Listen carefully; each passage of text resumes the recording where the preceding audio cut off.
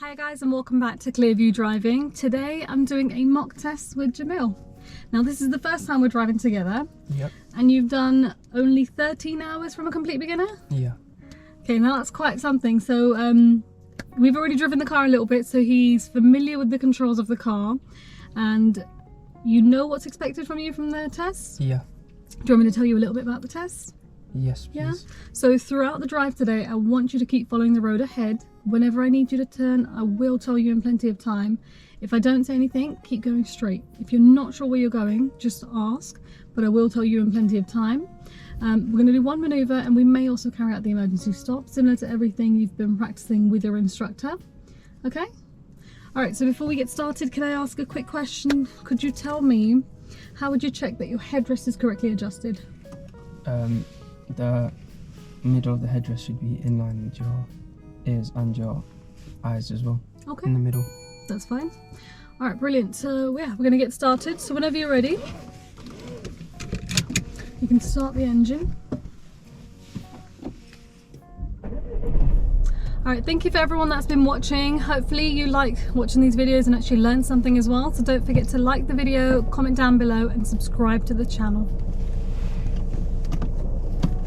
Alright, good luck whenever you're ready. Let's drive off.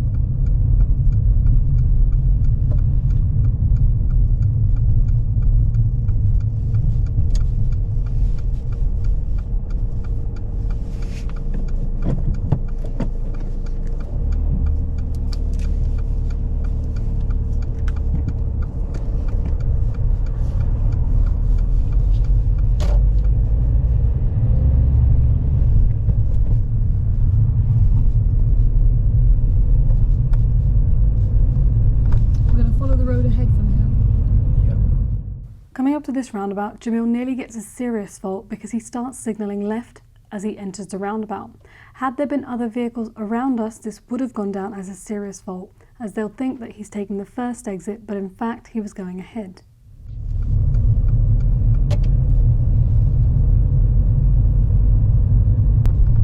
At the roundabout, turn right, it's the third exit.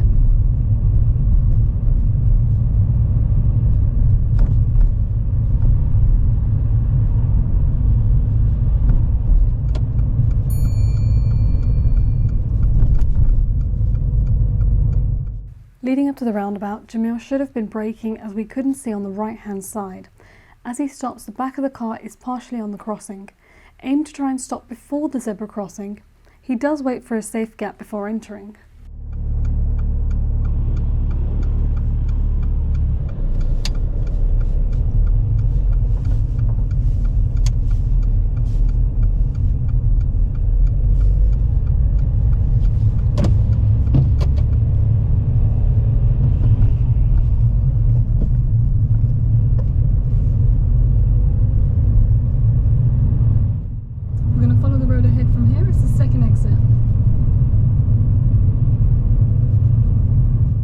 Second exit is signposted just after 12, so Jamil starts in the right-hand lane with a right signal.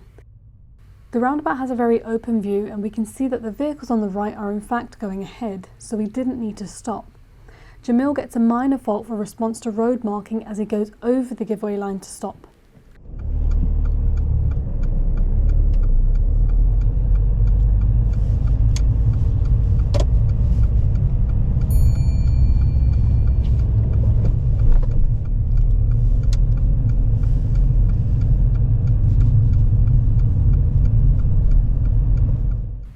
Driving down this road, Jamil's driving nicely up to the speed of the road, but the vehicle behind still decides to overtake at this point.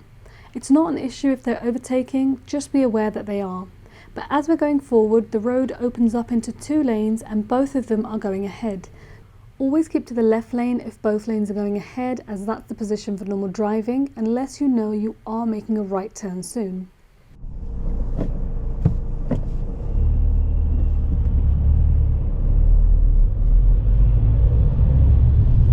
Okay, now at the next set of traffic lights, turn left please. So these ones here.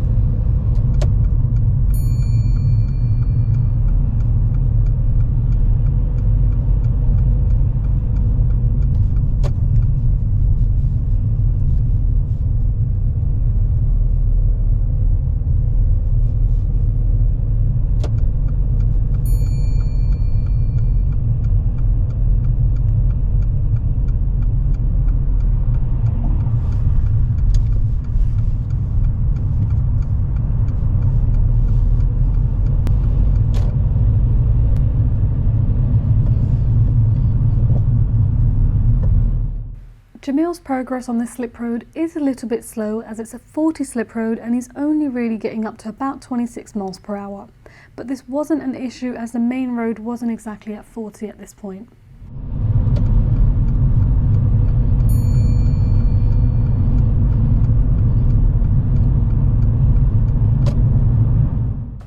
Once in the new road, Jamil should have sped up, as the road was starting to get up to about 40 miles per hour, but he continued driving around 26 miles per hour, getting a minor fault for progress. Now, nobody was majorly affected, so it's not a serious fault.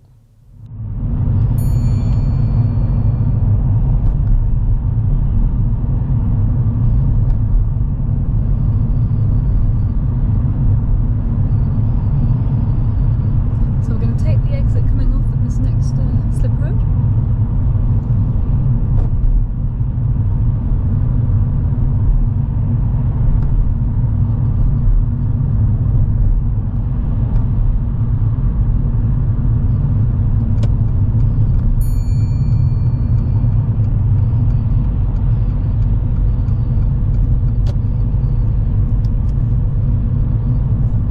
We're going to go ahead at the roundabout. It's the second exit. Leading up to a roundabout from a slip road, keep to the left lane when going ahead. The only time you would use the right hand lane is if you can see clear left only arrow in the left hand lane. Now Jamil goes into the overtaking position to go ahead. This was okay, but it just makes it harder to exit the roundabout.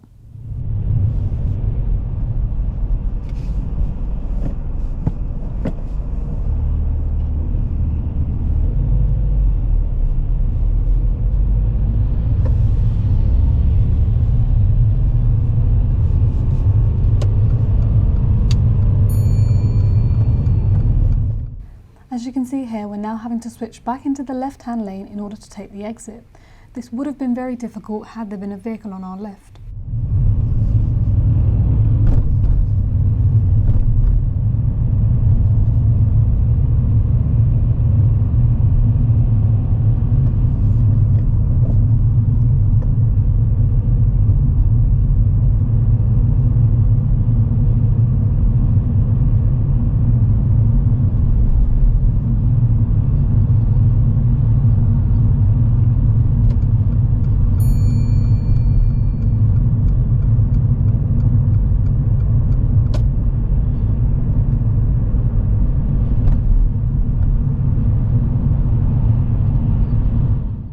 Ahead of us, there's an obstruction on the left which is partially blocking the left-hand lane. Jamil notices the hazard in really good time and starts using his mirrors to switch lanes. Because of the speed of the road, you want to deal with this hazard as early as possible, so it's not dangerous for others around you.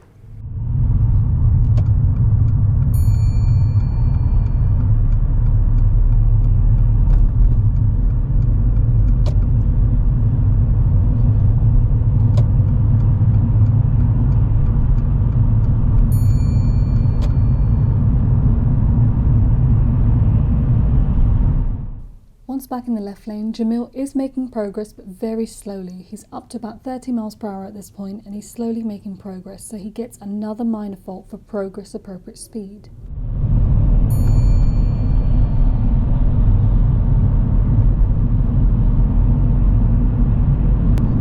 When we get to the roundabout, take the first exit Driving along in this dual carriageway, you can see the road marking now differs. The white line to the right of us indicates that this lane is now coming off the dual carriageway. So now the middle lane would be the normal driving position for following the road ahead.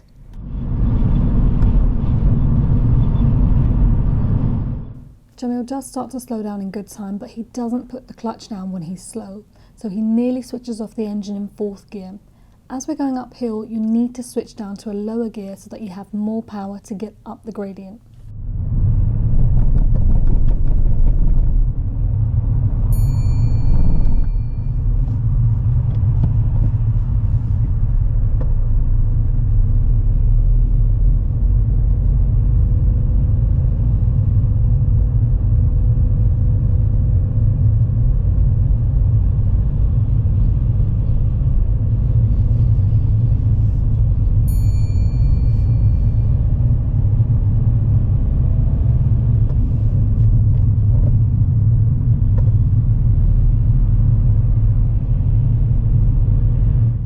There's a bus lane starting ahead. As soon as Jamil realises, he starts using his mirrors and moves into the overtaking lane.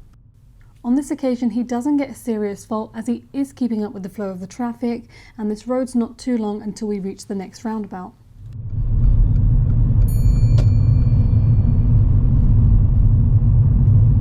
Always read the blue signs on approach to a bus lane to make sure that you're outside the hours of operation, and then you can use the bus lane.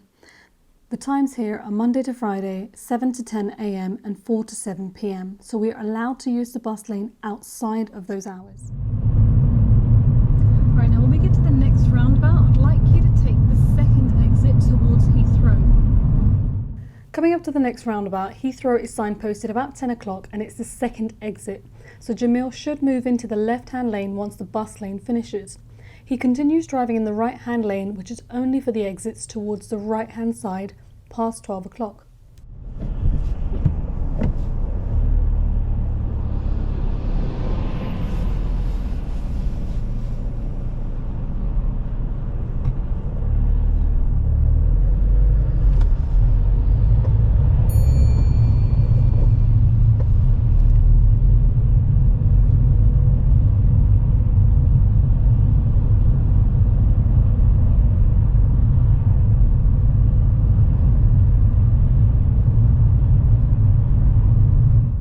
Going into the roundabout from this lane, you're restricted to taking the exits just towards the right. Jamil does check his mirrors and starts moving over lanes, but he does disrupt the flow of the traffic in that lane, so gets a serious fault for this.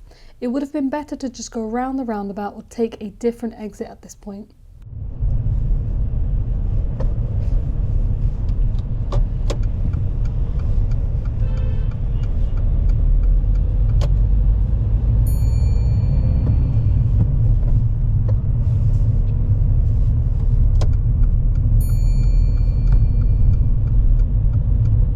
The lane we're in naturally puts us into the overtaking position on the exit.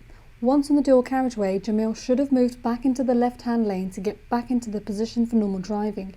He continues driving in the overtaking lane for the length of the road.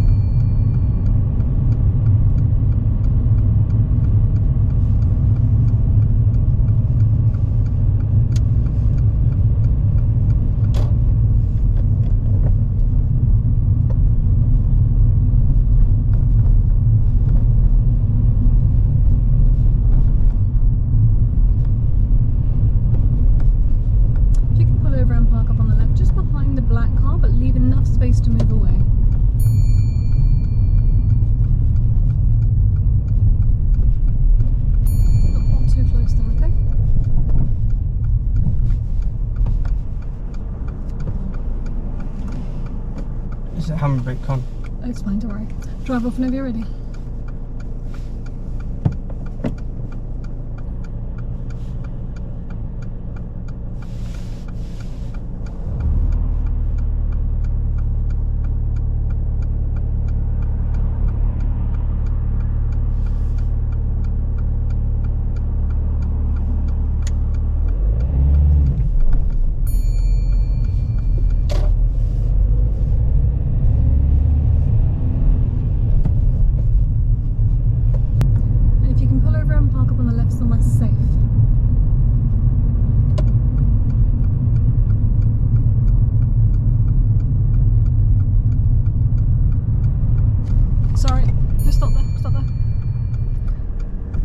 You've got to be slower when you know you're parking. You're carrying most of that speed until here, okay? Alright, drive off whenever you're ready.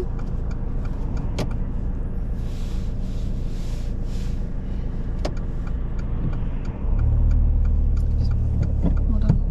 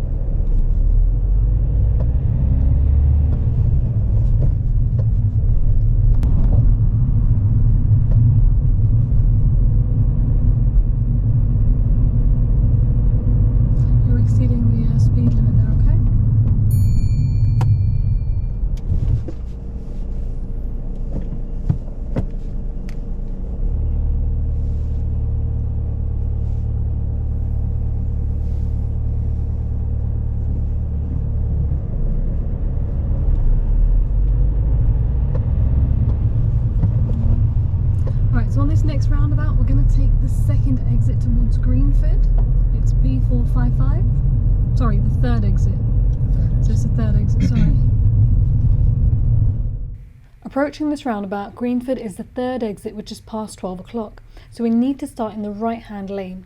As we go into the roundabout, we don't want to go into the lane closest to the roundabout, as that will take us to the fourth exit or to make a U-turn, and that's where Jamil ends up.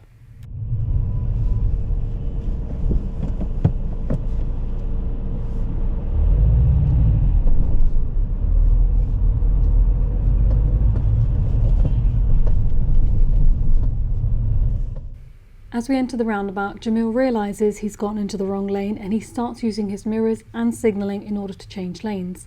But there was a vehicle right next to us and he causes them to slow down, getting a serious fault for use of mirrors to change direction.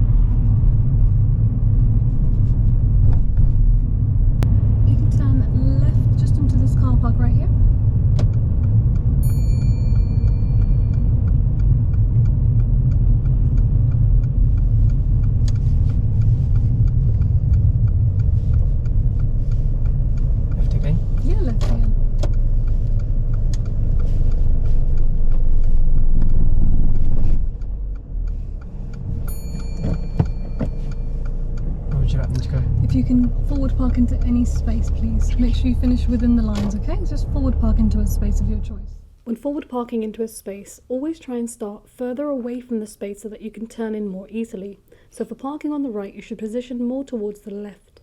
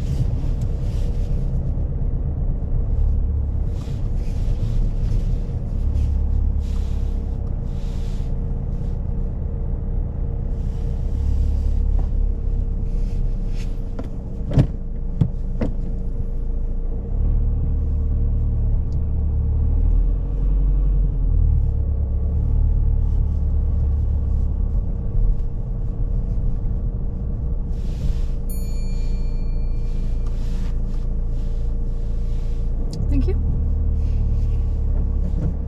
So when you're ready, let's reverse out of the space.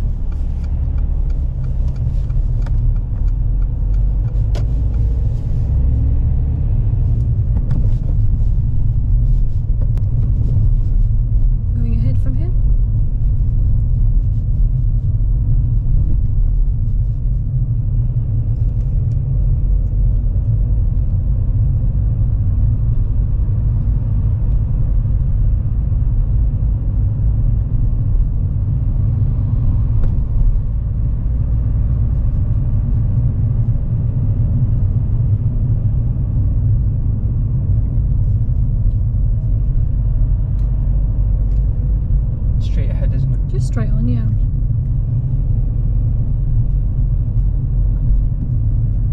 At the roundabout, I'd like you to follow the road ahead towards Ealing.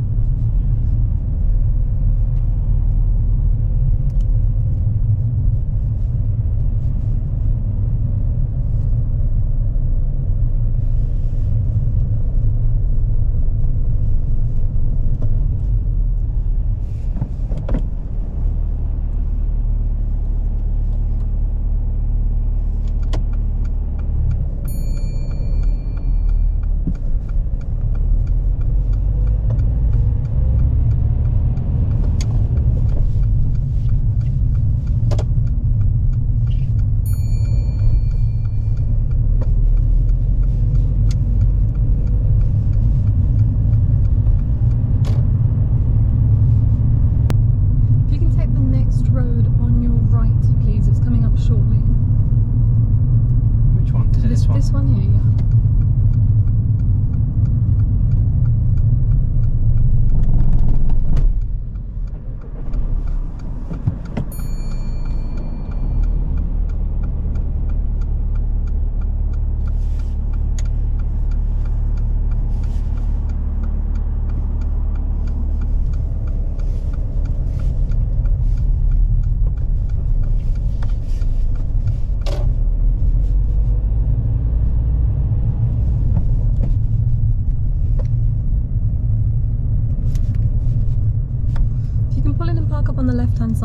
for the speed ramp, just over there.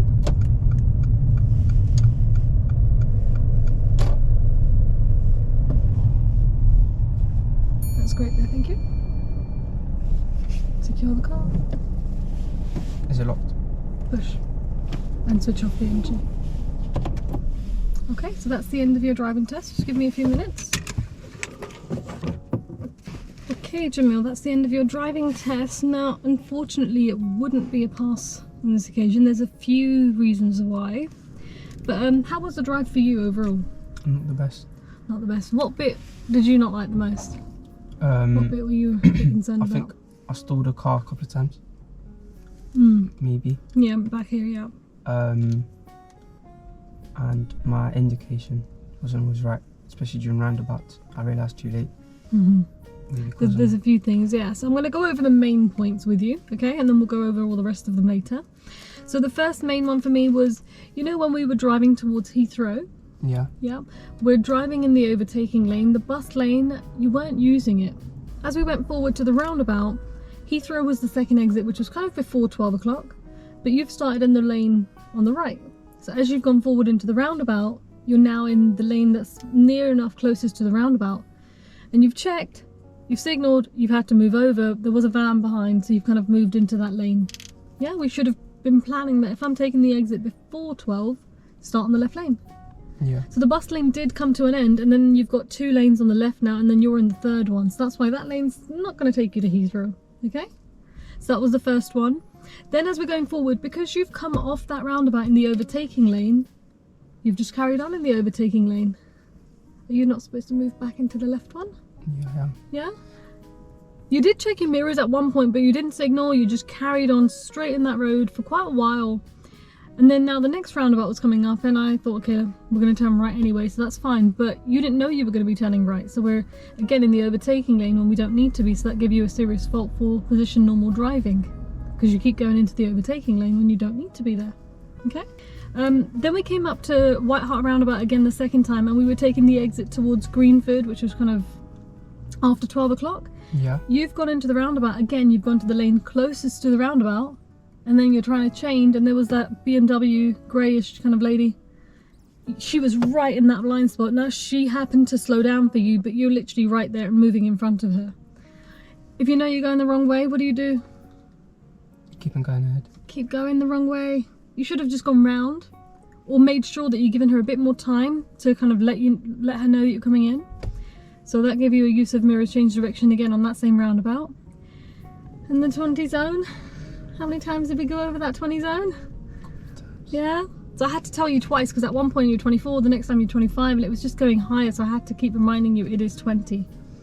Even once going over that speed and keeping it at that speed for a while, like if you were just briefly up to 20, over 20, and you'd slowed down, that would have been okay. But you were just going for it.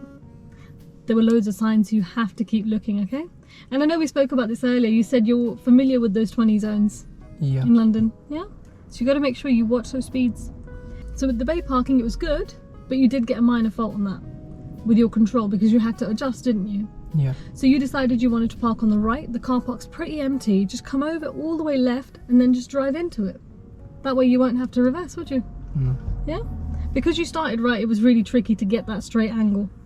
Parking, okay, so I've given you a steering Sirius. As you were driving along on Yedding Lane, I asked you to park up on the left. Got so much space to park up. It was like this actually, it was nice and straight. So as you're driving, I said, okay, park up on the left somewhere safe. You've slowed down, your mirror signal, everything's in. As you're moving towards the pavement, you're kind of carrying most of your speed. I looked at the speed, it was still 21 when you were right next to the pavement, and you were trying to get it even closer, and you've not got your clutch down, and you're not actually slow. So as soon as you know you're parking, mirror signal, start slowing down, brake clutch, and keep rolling, but at a much slower speed. I only reached the wheel because it was getting too close for the speed that you're traveling. Okay, and I don't want to take the risk of cutting the tyre like that, because if you touch the pavement at low speeds, you're not going to do much damage, but at high speeds, yeah, what's going to happen? It will cause more damage. Yeah, you're going to cut your tyre. There was one, you know what, there was one right near the beginning which nearly gave you a serious fault. So we came up to the first roundabout. It was quite a small roundabout, and I said go ahead. The roundabout has that blue arrow, and as you've gone forward, you've indicated left. You've gone past the first exit and then indicated left again. Had somebody been on that first roundabout, that would have given you a serious fault straight away. Do you know which one I mean? Yeah, I think so. Yeah? Then, you know when we were driving on the A40, it was 40 miles per hour. You joined the slip roads really nicely, but then you were driving quite slow. You were driving 25 when it's 40. And I know the traffic wasn't at 40, which is what saved you a little bit. But there's still points where we could have sped up a little bit more. Yeah? Did you realise you were slow on that road? Yeah. You did speed up a little bit more later, but it just took a bit too long. And now I know you mentioned the gears, but let's talk about when you're gearing down. Because when we were in 4th gear, approaching that roundabout, the car nearly cut off, didn't it, on that gradient? Yeah, it did. Yeah? That's what you were on about, the gear thing, right? Yeah. Yeah. Make sure when you're slowing down that you're knocking the gears down as well, or put the clutch in a bit earlier because you're too slow for the gear that you're in. Okay? And even here, we turned off the engine before coming in. Yeah. You're travelling in 3rd gear. What's the minimum that 3rd gear will do? 30. Minimum. 25. Minimum. 20. Minimum. 3rd gear. 15. 15. Yeah. Okay? So if you're driving, because the thing is, but that's not the speed that you change into 3rd. So when you're driving in 2nd, you speed up to above 20 and you go 3rd, right? So you're driving in 3rd, 20 plus. If you're slowing down from 30, let's say, you can slow down as far as 15 and then put the clutch down if you wanted to. We don't always get it to that number, but you can. What you're doing is you're bringing it well below that number. That's when the car's struggling. So when you were in 4th gear, your speed was coming down below 20 miles per hour that the car was about to switch off. It was actually at 16, because I looked at the speed at the time. And same here, we were down to about 12, 10. That's why the car turned off afterwards, because the gear just can't cope with that speed. And that's the same thing that happened when we got into that car park. Do you remember when you turned into the car park and then you said, oh, what am I doing? I was concerned about the gear because you were in 2nd and the car was nearly cutting off. Stopping. Yeah? So you've got to realise when you're travelling too slow for the gear, what sort of warning does the car give you? Will vibrate a bit. Yeah, judders a little bit. But that's quite late, that warning. Okay? So as soon as your speed is coming down, you should be thinking, wait, should I change gear? Yeah, you'll feel it. There is a lot of good things about your drive. Like on those roundabouts, you were checking your mirrors even when you knew you were in the wrong lane. You're checking, you're not just kind of moving over, which is great. But now you need to make sure when you're checking that you're not just cutting people off. Because you're looking at that lady, you know she's right there, but you've still moved in front of her. She happened to adjust for us, but not everyone will know that you're trying to move over. Okay, so it's more of a safety thing on that one.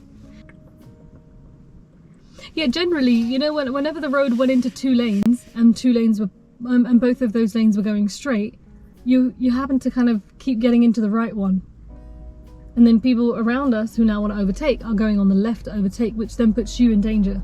So you should make sure if the road opens into 2 and they're both going straight, use the left one. Keep left. Yeah, unless you know you're going to be turning right, then fine, stick to the right.